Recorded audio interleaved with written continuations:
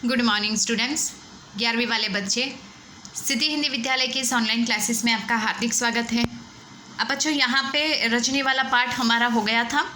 अब यहाँ पे कुछ एक हमारे जो लेसन बचे हैं उसको हम ख़त्म कर लेते हैं। तो यहाँ पे हम वापस एक पार्ट की शुरुआत करते हैं, नए पार्ट की, जिसका नाम है जामुन का पेड़। ये पार्ट जो है बच्चों एक हास्य व्यंग्य पार्ट है। पार्ट का साहित्य प्रकार हास्य व्यंग्य है, मतलब ये हंसाने वाला पार्ट है और इसमें व्यंग्य यानी कटाक्ष भी है। अब सबसे पहले यहाँ पे कुछ एक लाइनें लिखी है, उनकी लिखी हुई आईने के सामने, मतलब ये उनका काव्य संग्रह है, उसमें से ये 2 लाइनें ली गई हैं। अफसोस इस बात का नहीं है कि मौत बेरहम है, अफसोस इस बात का है कि अस्पताल बेरहम क्यों है। मतलब एक इंसान की जान बचाने के लिए अस्पताल, मौत, दुख इस बात का नहीं होता है कि यहाँ पे मौत आती है, लेकिन मौत आती है तो ये अस्पताल जो भगवान के रूप में है, ये इंसान की ज़िंदगी के लिए बेरहम क्यों बन जाते हैं, इतने निर्दयी क्यों बन जाते हैं, उसके बारे में उन्होंने बताया है। बच्चों, यहाँ पे कृष्णचंदन जो है साहित्यकार, जिनका हम पाठ पढ़ने वाले हैं, उनका चित्र आपकी किताब में दिया गया है। उनका परिचय प्राप्त कर लेते हैं। सन 1914 में पंजाब के वज़ीराबाद गाँव, जिला गुजरान कला, यहाँ पे इनका जन्म हुआ। उनकी प्रमुख रचनाएं दी हुई है, एक गिरजा ए दंडक, यूकेलिप्टिस की डाली, कहानी संग्रह है ये, शिकस्त, जरगांव की रानी, सड़क वापस जाती है, आसमान रोशन है, एक गधे की आत्मकथा, अन्नदाता हम वहशी है, जब खेत जागे, 52 पत्ते, एक वायलिन समंदर के किनारे, कागज़ की नाव, मेरी यादों के किनारे उपन्यास। मतलब ये इनकी प्रमुख रचनाएं हैं। उपन्यास है, उपन्यास यानी एक व्यक्ति के पूरे जन्म से लेकर मृत्यु तक उसी एक मुख्य पात्र के ऊपर लिखी हुई उनकी प्रमुख रचनाएं। उनको कौन कौन से सम्मान मिले हैं, वो साहित्य अकादमी सहित बहुत से पुरस्कार उनको प्राप्त हैं। 1977 में उनकी मृत्यु हुई। अब यहाँ पे उनकी कुछ एक जो खासियत है बच्चों, वो हम देख लेते हैं। प्रेमचंद के बाद जिन कहानीकारों में कहानी विधाओं की नई ऊंचाइयों तक पहुंचाना, उनमें उर्दू कथाकार कृष्णचंदन का नाम महत्वपूर्ण है। प्रगतिशील लेखक संध से उनका गहरा संबंध था, जिसका असर उनकी रचनाओं में स्पष्ट रूप से झलकता है। कृष्णचंदन ऐसे गिने चुने लेखकों में आते हैं जिन्होंने बाद में चलकर लेखन को ही रोजी रोटी का सहारा बनाया। कृष्णचंदन की प्राथमिक शिक्षा पूंछ, जम्मू एवं कश्मीर में हुई। उच्च शिक्षा के लिए वे सन 1930 में लाहौर आ गए और फॉरमेन क्रिश्चियन कॉलेज में प्रवेश लिया। 1934 में पंजाब विश्वविद्यालय में उन्होंने अंग्रेजी में एमए किया। बाद में उनका जुड़ाव फिल्म जगत से हो गया और अंतिम समय तक वो मुंबई में ही रहे। मतलब यहाँ पे बच्चों स्पष्ट है कि ये कृष्णचंदन जो है, ये कृष्णचंदन का परिचय दिया गया है कि यहाँ पे उनकी जो पढ़ाई है वो जम्मू कश्मीर में हुई। आगे की शिक्षा उन्होंने यहाँ पे लाहौर से प्राप्त की कॉलेज में, और फिर पंजाब विश्वविद्यालय से उन्होंने कॉलेज किया और एमए यानी मास्टर ऑफ एजुकेशन तक की उन्होंने पढ़ाई की। बाद में वो उन फिल्म के साथ उनका जुड़ाव हो गया और फिर वो मुंबई में स्थायी हो गई।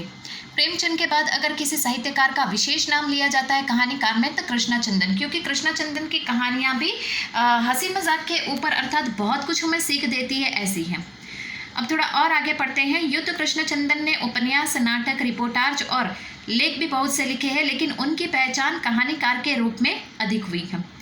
महालक्ष्मी का पुल, आईने के सामने आदि उनकी मशहूर कहानियां हैं। उनकी लोकप्रियता इस कारण भी है कि वे काव्यात्मक रोमानियत और शैली की विविधता के कारण अलग मुकाम पे है।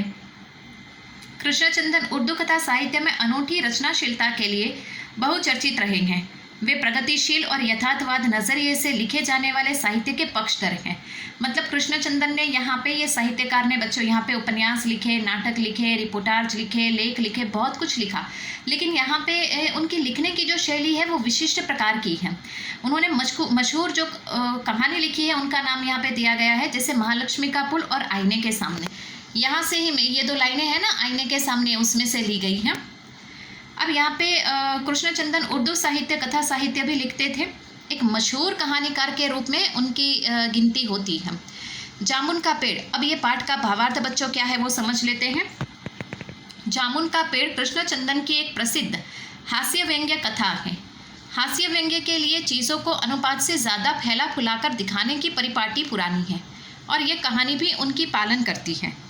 इसलिए यहाँ घटनाएं अतिशयोक्ति के मूल्यांकन की कसौटी नहीं हो सकती।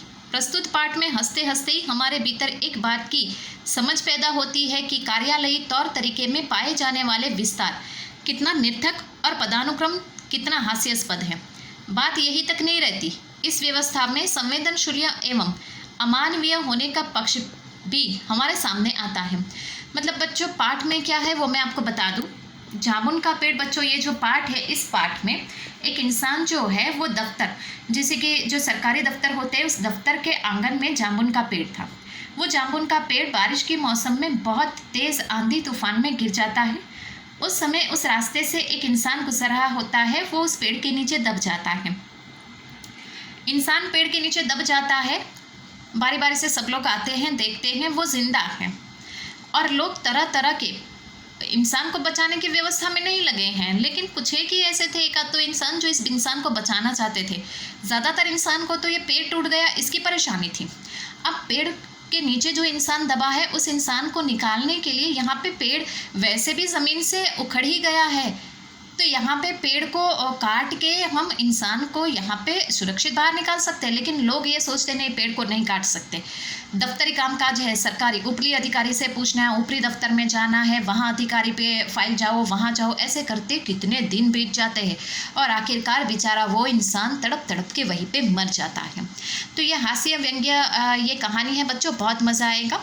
तो हम इस कहानी को पढ़ेंगे, इसमें से जो भी क्षार है वो ग्रहण करेंगे। जो शीर्षक है वो हमें क्या सिखाता है कि कभी कभी इंसान के जीवन में ज़्यादातर सबसे पहली अहमियत हमारे लिए, हम एक इंसान हैं और हमारे सामने कोई सिचुएशन, ऐसी परिस्थिति आती है तो एक इंसान होने के नाते हमें दूसरे इंसान की मदद करना बहुत ज़रूरी होता है।